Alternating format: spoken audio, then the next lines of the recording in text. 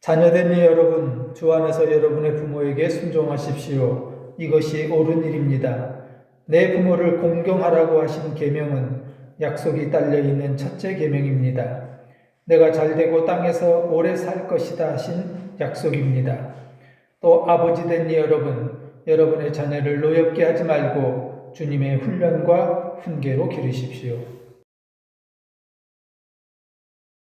5월 가정의 달 두 번째 주일은 어버이 주일입니다. 지난 8일 54회 어버이날이었는데요. 엊그제 대통령이 어버이날 기념식 축사를 하기 전에 소방공무원들 이런 분들 자녀를 잃었던 그 부모들에게 눈물로 카네이션을 달아드리는 모습들을 아마 여러분도 보셨을 겁니다. 온 국민이 그 장면을 보고 감동하기도 했는데요. 대통령은 그날 축사에서 이런 말씀을 했습니다. 한 사람의 부모는 자식 숫자만큼의 세상을 짊어지고 살아간다. 부모가 되고서야 비로소 실감하는 일이다. 한 사람의 부모는 자식의 그 숫자만큼의 세상을 짊어지고 살아간다는 거지요. 이 땅의 모든 부모님은 영웅입니다. 오늘 어버이 주일 예배를 드리면서요, 온 마음으로 축복합니다. 노모의 가슴저미는 14줄 유서라고 하는 글이 있는데요. 한 70대 노모가 자식들에게 남긴 마지막 유언입니다. 뉴스를 통해서 이 사실이 보도된 적이 있었는데요. 많은 사람들이 이 유언의 이야기를 공감하면서 숙연해졌던 때가 있습니다. 이 노모는 암으로 투병을 하다가 생을 등져야만 했습니다. 말기 암 진단을 받고요. 더 이상 의술적인 치료를 할 수가 없어서 호스피스 병동으로 옮겨가게 됩니다. 어머니는 자식들에게 이제 이것이 마지막 길이라고 하는 것을 알고 그 피부치에게 남몰래 유서를 쓰기 시작합니다. 그것이 짧은 14줄의 유서였습니다. 그리고 어머니가 돌아가시고 난 이후에 그 유서를 발견하고 장례식장에서 모든 사람들이 그 자녀들과 함께 눈물바다가 됐던 적이 뉴스를 통해서 보도되기도 했습니다. 14줄의 유서가 이런 내용입니다. 자네들이 내 자식이었음을 고마웠네. 자네들이 나를 돌보아 줌이 고마웠네. 자네들이 세상에 태어나 나를 어미라 불러주고 젖물려 배부르면 나를 바라본 눈길에 참 행복했다네. 지압이 일어 세상 무너져 험한 세상 속을 버틸 수 있게 해줌도 자네들이었네. 병들어 하나님 부르실 때 곱게 갈 수 있게 곁에 있어줘서 정말로 고맙네. 자네들이 있어서 잘 살았네. 자네들이 있어서 열심히 살았네. 딸아이의 맏며느리 맏딸 노릇 버거웠지. 큰애야 맞은 노릇하느라 힘들었지. 둘째야 일찍 어미 곁 떠나 홀로 서느라 힘들었지. 막내야 어미 젖이 시원치 않음에도 공부하느라 힘들었지. 고맙다. 사랑한다. 그리고 다음에 만나자. 자녀들은 물론 그 장례식장에 모였던 많은 조문객들이 14줄의 짧은 이 노모의 유언에 감동했습니다. 우리 어머니들이 그런 분이시지요. 이채라고 하는 시인이 아버지의 눈물이라고 하는 시에서 이렇게 노래합니다. 그래서 아버지는 울어도 소리가 없고 소리가 없으니 매일 수밖에. 그래서 아버지는 울어도 눈물이 없고 눈물이 없으니 가슴으로 울 수밖에.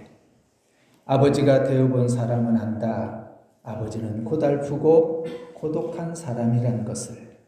가족들이 보는 앞에서 약해서도 울어서도 안 된다는 것을. 이 땅의 모든 부모님을 축복합니다. 오늘 이 자리에 계신 사랑하는 모든 부모님을 주님의 이름으로 축복합니다. 우리가 함께 나눈 신약성경 에베소서 6장 에베소서라고 하는 책은 사도 바울이 로마서 감옥에 갇혀 있을 때 선교 여행을 통해서 어렵고 힘든 과정을 통해서 세워놨던 교회가 에베소라고 하는 교회입니다. 감옥에 갇혀서 이제 내일 언제 죽을지 모르는 그 상황에서 에베소 교인들을 생각하면서 쓴 편지가 에베소서라고 하는 책입니다. 에베소서의 주제는 사실은 교회에 대한 이야기입니다. 그래서 처음부터 끝까지 주의 성전으로서의 교회, 몸으로서의 교회, 우리가 교회입니다라고 하는 것을 사도 바울이 에베소 교회에 보내는 내용인데요. 그 6장에 가서 보면은 오늘 우리가 나눴던 말씀처럼 제가 세 번역으로 다시 읽어드릴게요. 자녀된 여러분, 주 안에서 여러분의 부모에게 순종하십시오. 이것이 옳은 일입니다. 내 부모를 공경하라고 하신 계명은 약속이 딸려있는 첫째 계명입니다. 내가 잘되고 땅에서 오래 살 것이다 하신 약속입니다. 성경은 이처럼 부모를 공경하는 것이 선택이 아니라 명령으로 우리에게 말씀합니다. 그래서 구약에서는요, 부모를 공경하는 것이 사람의 본분이라고 말씀했습니다. 신명기 5장 16절 봅니다. 같이 읽을까요? 시작. 너희 부모를 공경하여라. 주 너희 하나님이 명하신 것이다. 그래야 너희는 주 너희의 하나님이 너희에게 준 땅에서 오래 살면서 복을 누린다. 아멘. 주 너희의 하나님이 명령한 것이라고 말씀합니다. 명령은 해도 되고 안 해도 되는 것이 아니라 반드시 해야만 되는 것, 그것이 명령이지요. 우리가 좋아하는 시편이나 잠언서, 지혜자의 말씀은 부모 공경에 대해서 더욱 강력하게 우리에게 명령합니다. 잠언 15장 20절은 이렇게 기록합니다. 지혜로운 아들은 아버지를 기쁘게 하지만 미련한 아들은 어머니를 업신여긴다. 잠언 23장 25절입니다. 너희 어버이를 즐겁게 하여라. 특히 너를 낳은 어머니를 기쁘게 하여라. 성경이 이렇게 부모 공경에 대해서 명령하고 또 강조하고 있습니다. 하나님께서 이렇게 구약에서 또 신약에서 부모 공경을 강조하신 이유는 부모는 내가 선택한 것이 아니라 하나님께서 정해주신 질서이기 때문에 그렇습니다. 부모 공경은 사실은 우리가 하나님을 사랑하는 그 길로 가는 통로이기 때문에 하나님은 성경 안에서 누누이 부모 공경을 강조하고 또 명령하고 있습니다. 세상을 만드신 하나님, 그 하나님처럼 하나님의 창조의 통로, 그분이 바로 우리의 부모라는 사실을 성경은 강조하고 그래서 그 부모를 섬기라고 말씀합니다. 또 하나님께서 부모 공경을 강조하신 이유가 있습니다. 부모를 공경하는 것은 바로 부모 공경을 통해서 우리가 하나님의 은혜를 깨달아 알아가기 때문에 그렇습니다. 보이지 않는 하나님을 섬기는 일이 어렵지요. 그러나 우리 눈앞에 계신 육신의 우리의 부모를 섬김으로 그 은혜를 알아감으로 우리는 보이지 않는 하나님의 사랑과 은혜를 깨달아 알아갈 수 있다는 겁니다. 부모의 사랑은 하나님의 사랑처럼 변하지 않지요. 자식을 미워하거나 싫어하지 않습니다. 자식을 위해서 잠도 못 이루시고요. 때로는 자식 때문에 하염없이 눈물을 흘리시고 자식을 위해서라면 고난의 길도 마다하지 않고 서슴없이 걸어가는 것이 부모의 길이기 때문에 그렇습니다.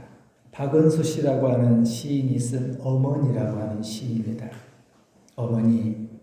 어머니는 좋은 옷이 필요치 않으신 줄 알았습니다. 예쁜 그릇도 갖고 싶지 않으시고 맛있는 음식에도 마음이 없으신 줄 알았습니다. 그런데 시집와서 쉰곡에 다다르니 이제야 깨달아집니다. 어머니도 여자이셨으나. 어머니 언제나 귀한 이름입니다. 살아있는 아름다운 이름입니다. 이날의 어머니를 그리워합니다. 부모 공경은 성공해서 호강시켜드리는 것도 아니고요.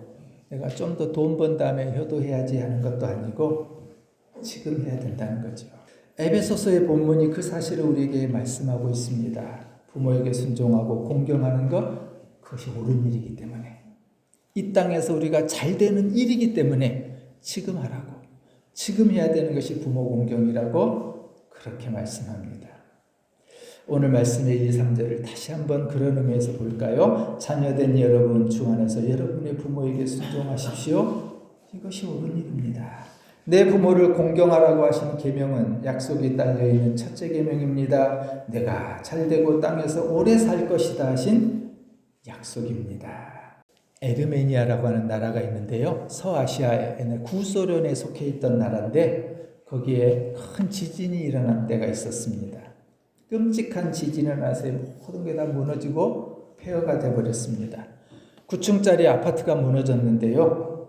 철근과 콘크리트가 막 엉망이 되고, 그런데 안타깝게도 그 안에 어머니와 4살 된 딸아이가 갇히게 됩니다.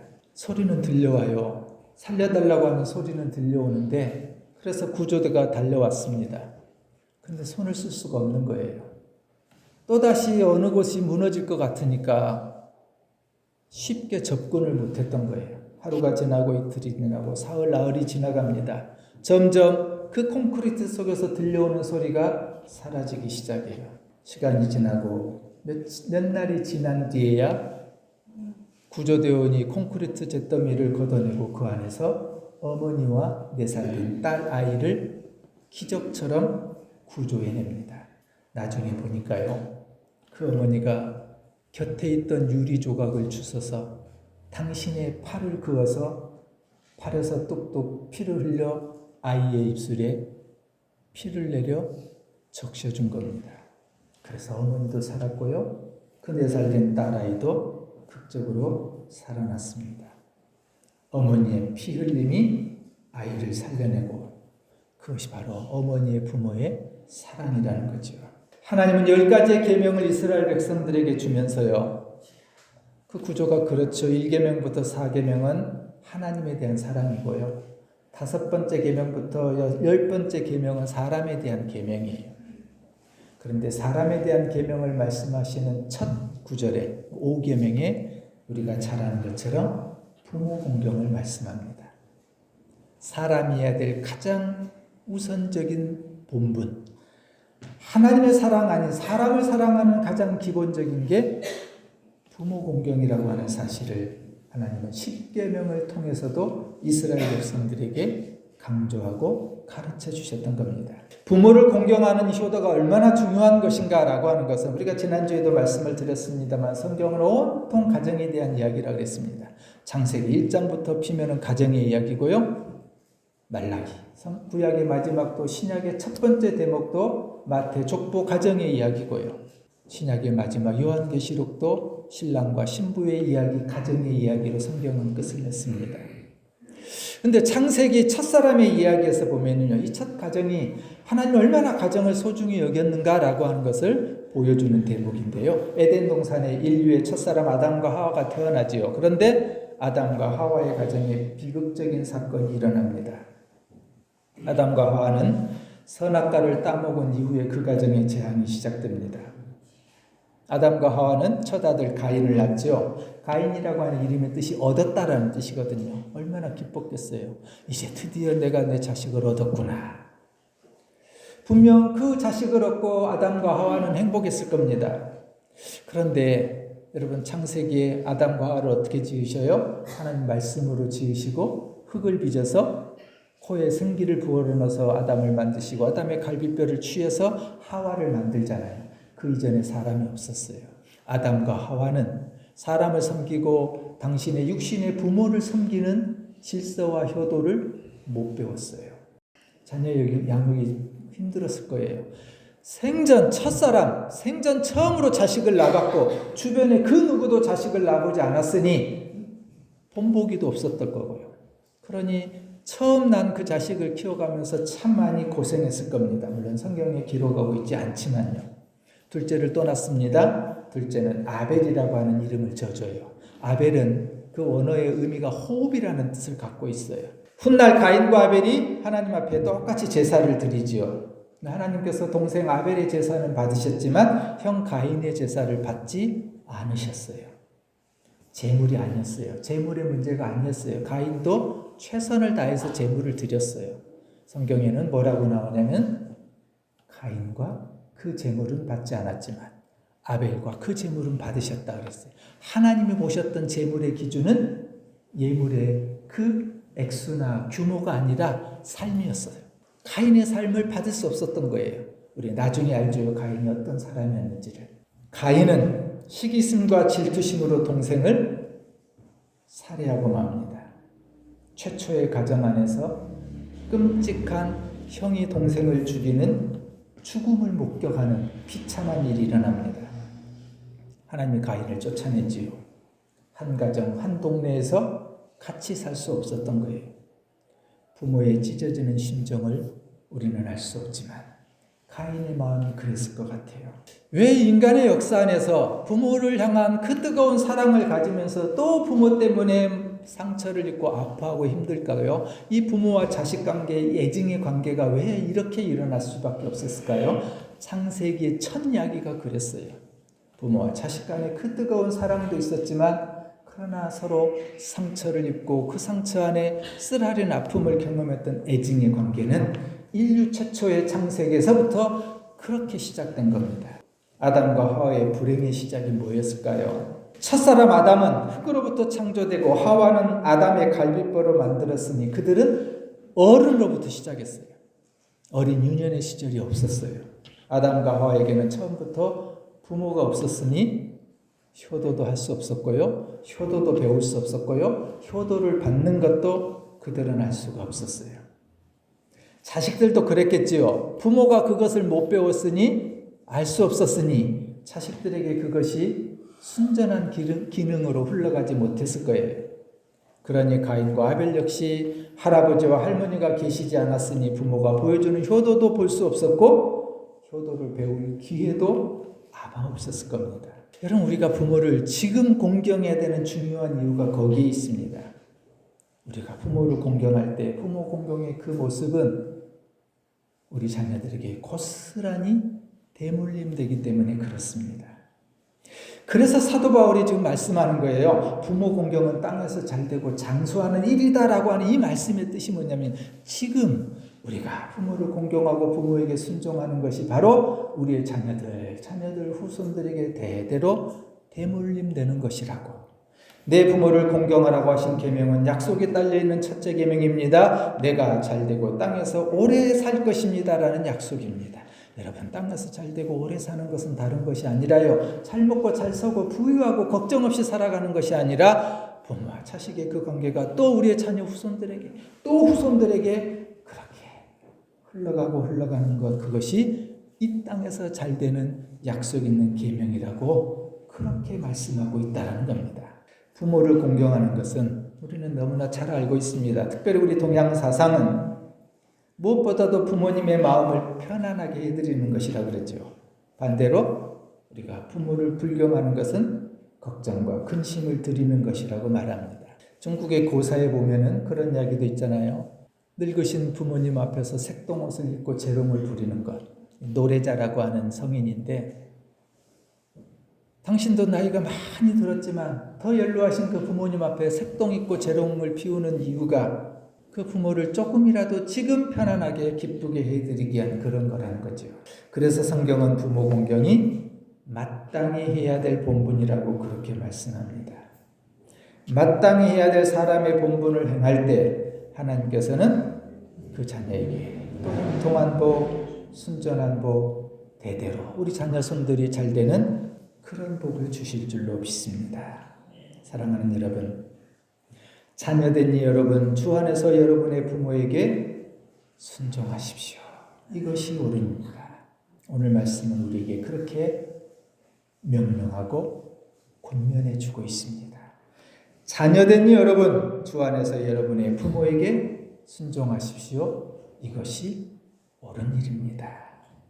5월 가정의 달, 부모 공경으로 행복한 가정, 기쁨의 자녀, 가족 모두가 건강과 행복으로 형통한 복을 누리시는 복된 가정 되시기를 주의 이름으로 축원합니다. 우리 지난주에 띄워드렸던 우리 자녀들의 이름 있죠? 우리 자녀들 하나님 앞에 올려드리고 기도했으면 합니다.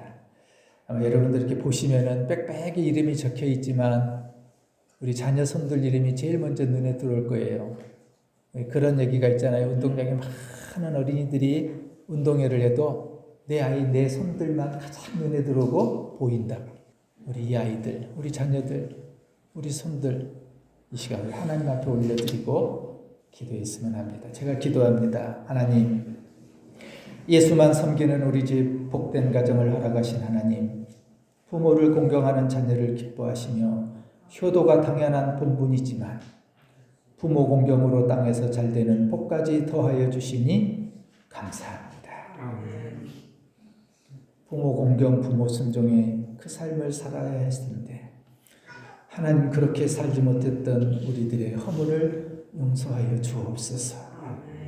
아직 살아생전 계시는 부모님, 하나님 우리가 최선을 다해서 섬기며 사랑하며 아끼며 위하며 살아갈 수 있도록 하나님 우리에게 힘도 주시고 건강도 주시고 하나님 물질도 필요합니다. 그 물질로 잘 섬길 수 있도록 도와주시옵소서. 먼저 떠나신 그리운 부모님들 하나님 다하지 못한 사랑 효도 가슴에 못이 되고 아픔이지만 하나님 우리 자녀 손들에게 그 사랑을 고이 되물림할 수 있도록 주님 우리 가정을 복되게 하시고 우리 가정의 자녀들을 주님께서 성별하여 주시옵소서. 우리 자녀들과 손들을 주님 앞에 올려드립니다. 부모지만 부모 맘대로 할 수 없고요. 부모지만 부모 뜻대로 될 수 없는 것 잘 알매도 부모된 도리로 욕심내고 부모된 도리로 해보려고 했던 것 하나님 지나고 보니 아무 유익이 되지 못했다는 것 알고 있습니다. 주님 앞에 맡겨드려야 될 텐데 주님 앞에 올려드렸어야 될 텐데 주님 앞에 우리의 자녀들을 맡기고 기도로만 양육해야 했는데 하나님 그러지 못했던 우리의 연약함과 믿음 없음을 용서하여 주옵소서. 하나님 우리 자녀들이 잘 되는 것 그것은 다름 아니라 여호와를 경외하는 것 하나님 영적인 심령으로 살아가는 것 하나님 그것이 온 세상 안에 가장 값진 복인 줄 믿사오니 우리 자녀들과 우리 손들이 하나님의 영으로 충만케 하여 주옵소서. 우리는 할 수 없습니다. 우리 자녀들의 장래일을 우리가 보장할 수 없습니다. 성령님 우리 자녀들을 보듬어 주시고 영적으로 날마다 새로워지게 하여 주옵소서. 하나님 우리 살아계신 연로한 우리 성도들을 위해서 기도합니다. 주님께서 우리 사랑하는 모든 권속들을 기억해 주시고 평생을 자식들 위해서라면 모든 것 쏟아내고 희생하고 헌신했던 하나님 그 수고와 헌신을 하나님 받아주시고 남은 생에 근심과 걱정 없이 눈물 없이 한숨 없이 주님 주시는 기쁨과 감사로만 살아갈 수 있도록 주님 날마다 말씀을 부어주시고 성령으로 충만하게 하시고 주님의 능력에 오른손으로 붙잡아 주시옵소서. 하늘의 축복이 우리 가정마다 가득하게 하여 주옵소서. 예수 그리스도 이름으로 기도합니다. 아멘.